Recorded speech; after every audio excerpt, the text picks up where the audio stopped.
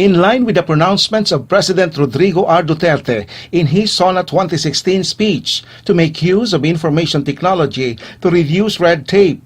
To all of the cabinet members, make use of the computer.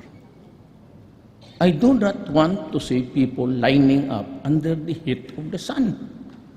I do not want people lining up under the rain. And in support of the ongoing two-pronged national anti-drug campaign under Project Double Barrel of the PNP Chief, Police Director General Ronald De La Rosa, to further boost the overall anti-crime effort, the Philippine National Police Information Technology Management Service, or ITMS, came up with a citizen-facing mobile application which aims to improve public awareness on various PNP frontline services.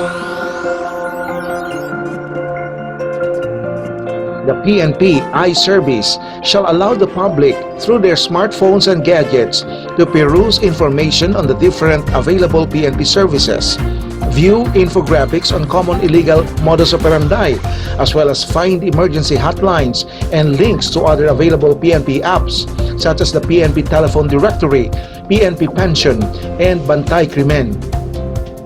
The PNP iSerbis application for mobile phones was conceptualized by Police Chief Superintendent Edwin Jose Nemenso, ITMS Director.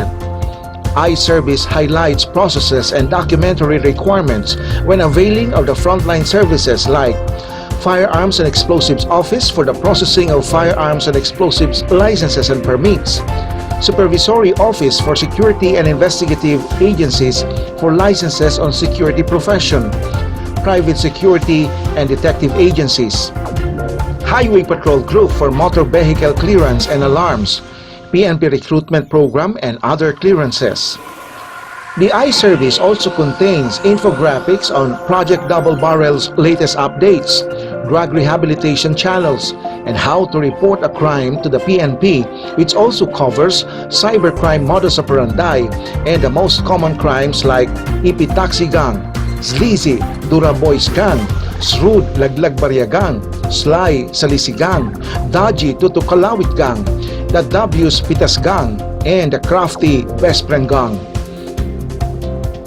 Emergency contact numbers and hotlines of government agencies are also available. iSerbis is available for Android and iOS gadgets through the Google Play Store and the Apple Store.